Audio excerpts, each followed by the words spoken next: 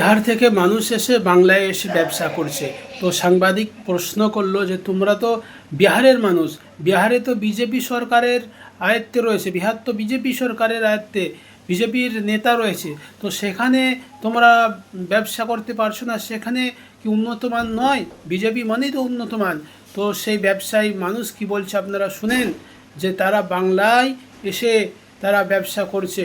BJP খুব তো বলে যে উন্নতি, বিজেপি মানে উন্নতি।